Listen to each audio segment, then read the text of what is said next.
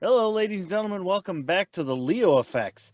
Now, today I'm joined by a bunch of very fun and entertaining individuals, no pun intended. And we're going to get to chat about them and their new song that came out today. Like, talk about a turnaround. So, I'm going to be releasing this interview as soon as we're done. Hope there's no But, mistakes. no, yeah, well, here we go. No pressure. Ladies and gentlemen, allow me to introduce you the band Executive Order, consisting of Joseph, Jim, and Rich. How are you doing, fellas? Doing good, doing good. Great. Fantastic. Great. Heck yeah. So let's jump right on into it, and we're going to start, digging into the meat and potatoes of this. What is Executive Order all about? Well, we're a band who love to play music together. Well, I would hope so. Yeah. I mean, really, we are a band, and we love the styles that we bring to the table. Each of us being from a different era of music. Me loving the Motown background vocals, Jim in the the '60s blues, Richard as well, just into blues and great guitarists and stuff. So the biggest thing is we just wanted to do music without trying to do a genre, right? We just wanted to come in, put something on the table, and see what came out. And the messages of our songs, as I write the lyrics, are all over the place. You have some really serious ones, you have some playful ones, you have super sexual ones. So they just run the gamut, and they're just talking about life experiences and what we've all seen, and tell a story. That's awesome. And you just said that the three of you are from different kind of generations of music.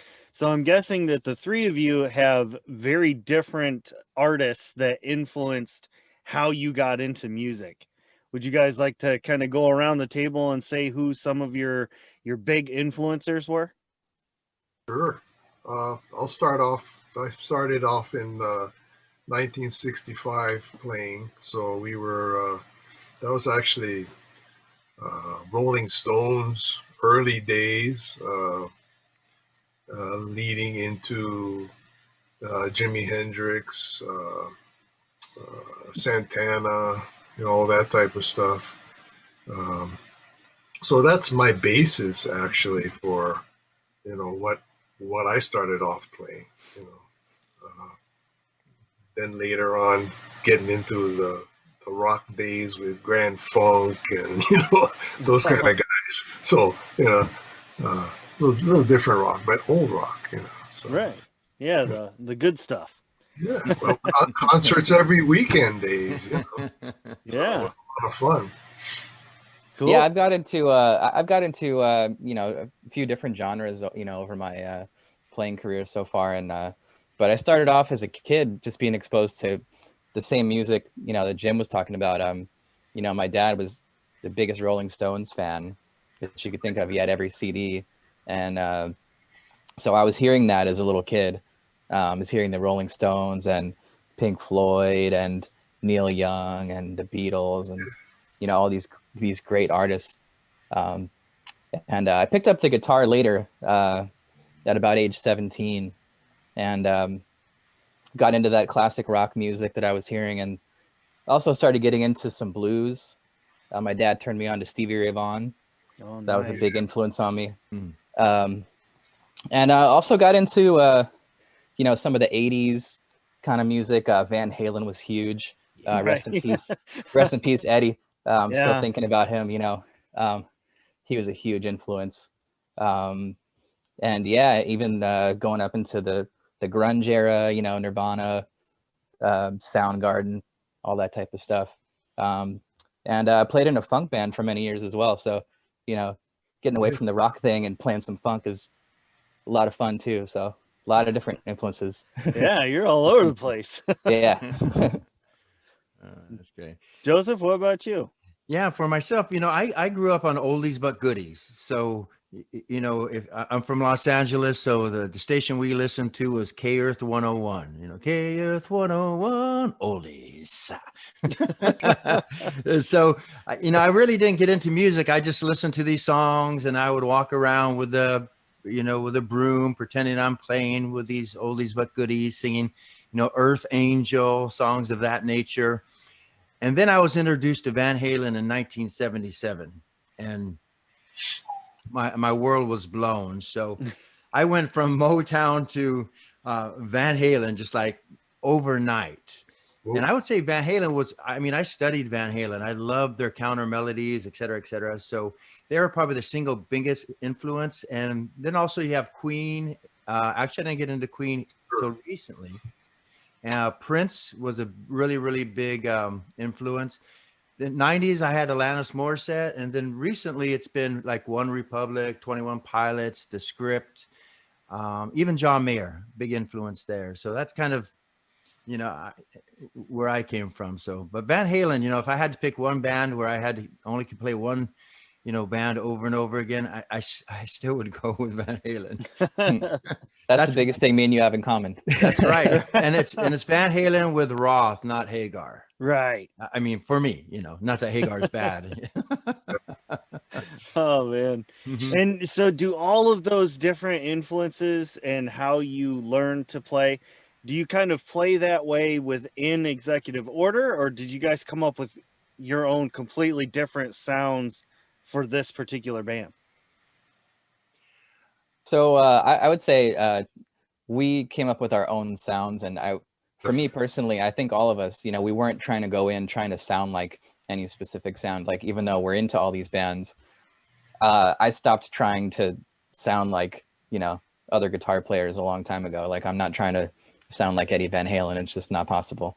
So I went in there, you know, and got together with these guys and just tried to play like me, you know, what I'm hearing in my head. And so that's how I tried to help us have our own sound.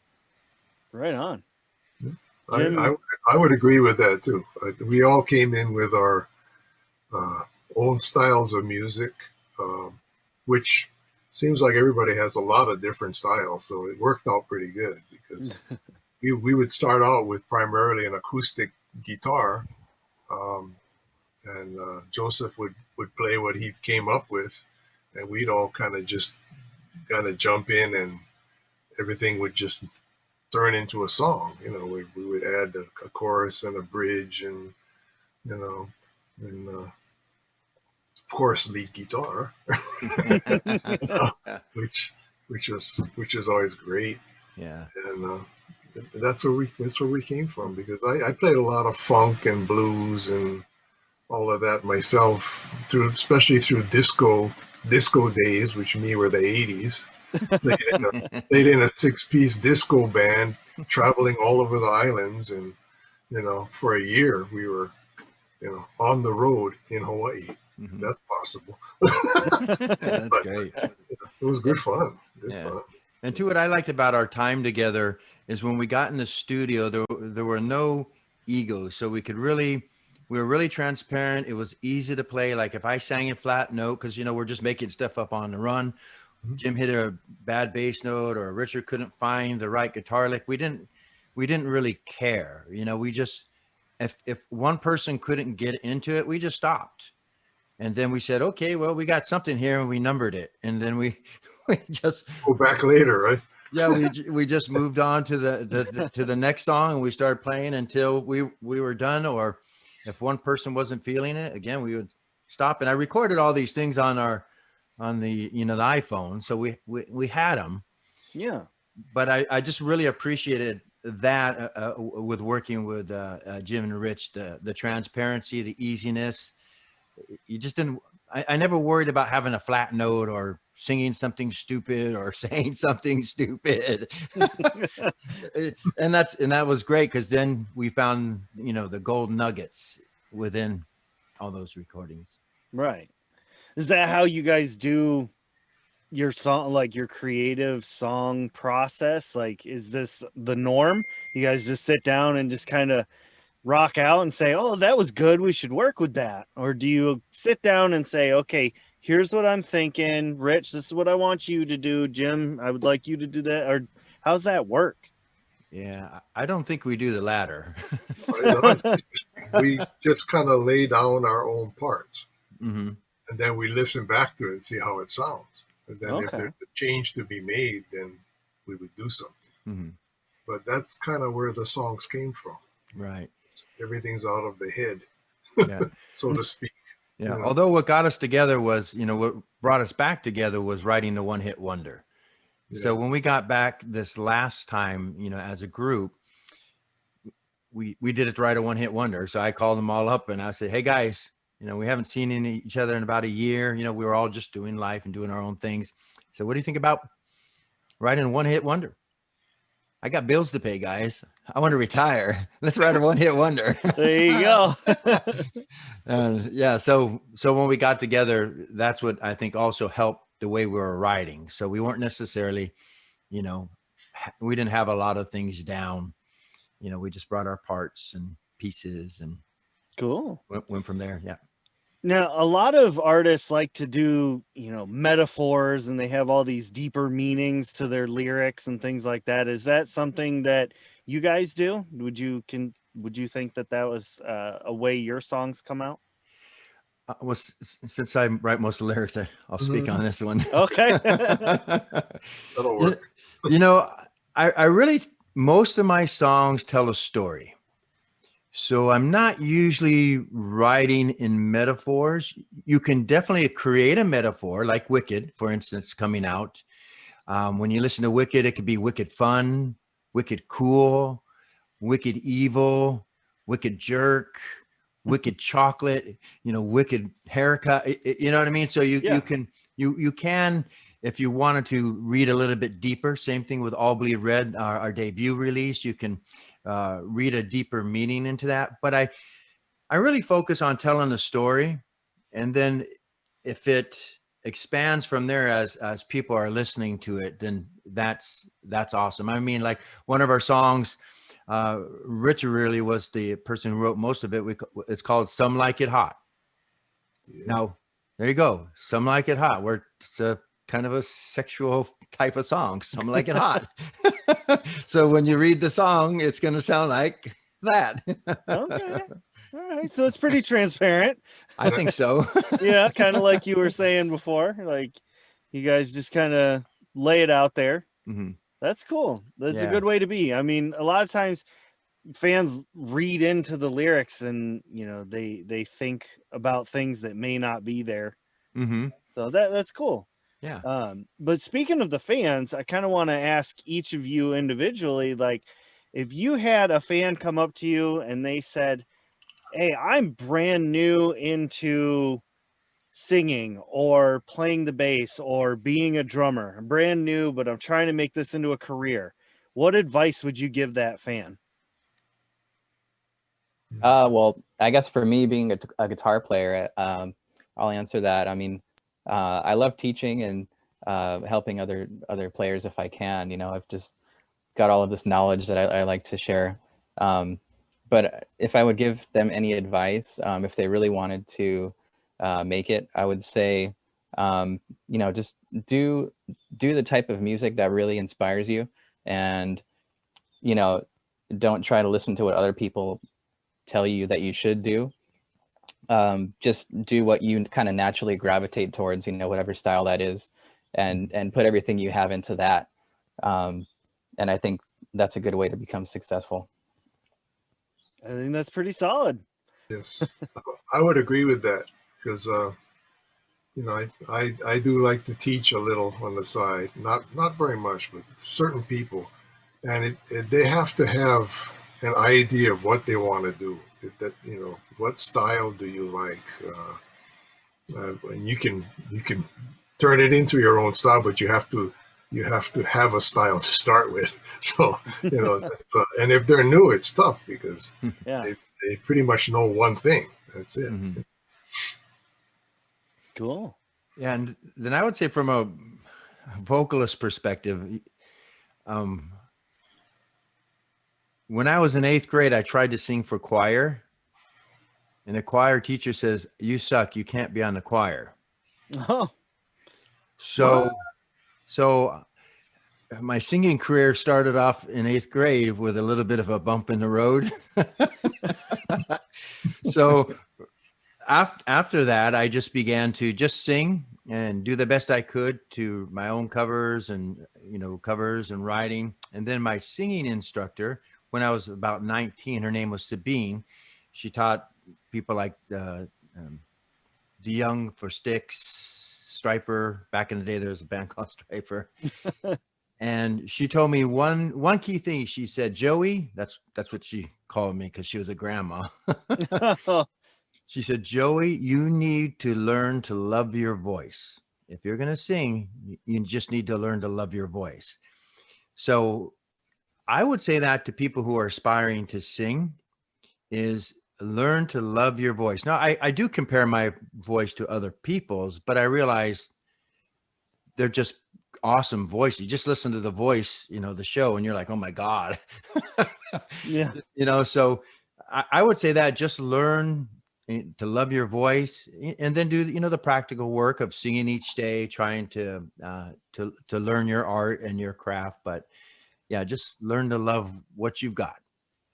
Cool. I like it. That's pretty solid. So I kind of want to shift directions a little bit. The reason you guys are kind of here, other than to talk about your past and where you came from, is to talk about where you're going. And as we talked about in the very beginning of the show, you guys just released a song today called Wicked. Mm-hmm. And I've been privy to getting a little preview of that, and I'm telling you, this song is spot on. I love it. I love the lyrics. I love the drums, the melody, all of it. It sounds amazing, guys. That's awesome. Thank you. Thank you. Yeah, absolutely. And my question for you regarding this is, on a scale of 0 to awesome, how do you think this song stacks up to the other songs you've done? Oh, wow. Go ahead, Jim. Well, I think it's pretty awesome. But then again, I think that of all the songs we wrote. So yeah, it's just a little different from the rest, and it kicks some butt. I think it's a wicked song. It's awesome for sure.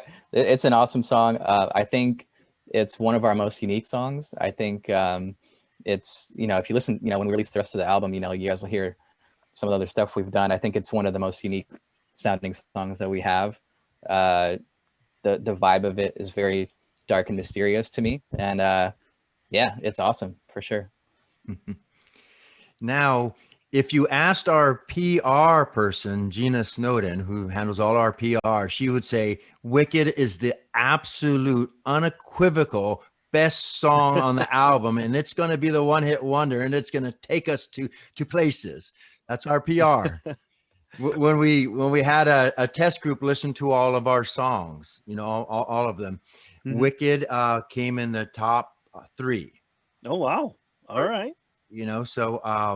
So it's really it's a great song. I love it. It was the most difficult song for me to sing in the studio, in the recording studio. I was coming off a cold, and then I had to hit all these wicked notes.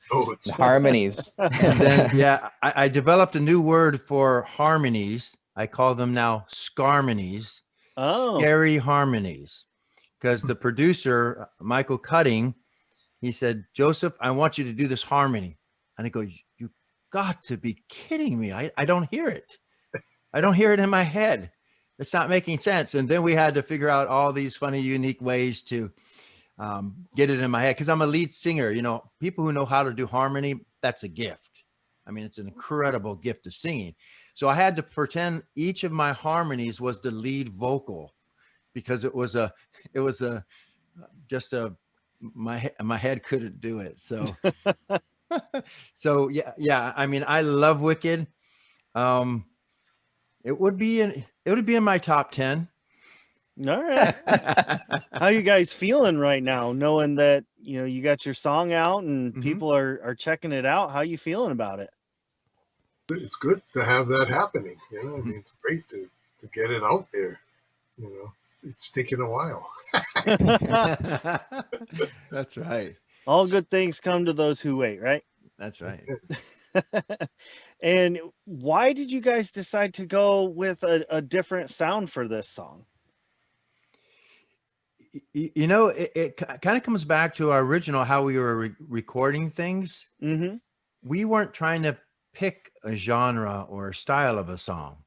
So I would equate our album, not that I want to say we're Queen because they were incredible, but if you listen to all Queen's albums, they never really focused on a sound. The only thing that was unique with Queen was their vocals. When you heard them, you knew who they were, but they played all sorts of different styles of genres of songs. And I think that's what we kind of captured as well, you know, on our album on Wicked. So, I mean, I wrote Wicked when I was watching Supernatural, which is a show on CW. And so I was there with my daughter. She was playing her Xbox, and I was just strumming along with my guitar, drinking tequila, as I do. And there was just a show where this demon came out of purgatory and took over people's bodies. And then you would want to call this person completely evil, but then you realize somebody trapped her down there for years. And then you're like, well, oh my God, who's right or who's wrong? And so Supernatural has a tendency to make something you would automatically think's wrong, good, and vice versa. Like sometimes the hero was, you know, Satan. Mm-hmm. And you would agree with what he did. All of us at that, you know, within the structure and the confines of the show. But anyway, yeah, that's where kind of the initial riff came. And then I gave it to Jim and Richard, and they listened to it, and they were like, well, that's the same thing you played the same thing over and over again. So we need to redo some stuff. So they took that song and made it into what it is. Well, I think it naturally evolves, you know, we kind of let it evolve on its own. And so we had that initial riff that Joseph was talking about. And because it was kind of the same thing going throughout the song, it was kind of droning on that same riff. We did a lot of layering, and we did a lot of effects with the instruments, at least the guitar, to make it interesting. So you'll hear, and when you listen to it, you know, listen for all these things going on. There's, you know, different swells of guitars coming in and out, you know, using different effects. There's doubled and tripled guitars and different parts in the background, and the bass and the drums are awesome. And that just kind of happened in the studio as we were kind of building the song and just letting it kind of evolve. Right. Yeah, it got real dynamic, I think. You go from up to just a bare whisper. You know, Yeah, the bridge. Yeah, it's pretty cool. Yeah, the bridge. Also, I have to say, if you listen closely to the bridge, and when you hit the vocals, you're going to hear some fun high parts. Nice. So what's next? What's next for Executive Order? Where are you guys heading to now? You know, you guys just came out with this awesome song. What's next? Well, I know we were talking earlier before the interview, we're trying just to do some things, some acoustic versions of things, and put them on YouTube so just people can meet us. Yeah. And see what we're trying to do. And because as we're in COVID, it makes it hard to go out. Mm-hmm. But I do know, seeing some of the, like All Bleed Red has 1.3K hits on the lyric video on YouTube. And, you know, we're seeing some of the analytics. That's just where I live in my work as well, day job. But yeah, we have a lot of analytics where we're really popping right now in Switzerland. Nice. We're actually really popping in Brazil. You know what I mean? So Yeah. as I'm watching these analytics, it kind of gets exciting, because then it's like, well, obviously, if we play live, and when we play live again, we do want to do that. You know, we want to go to where people are listening to the music. Absolutely. And so I'm watching a lot of that. And we're a Hawaii-based band, so obviously, you know, our first gig is going to be in Hawaii.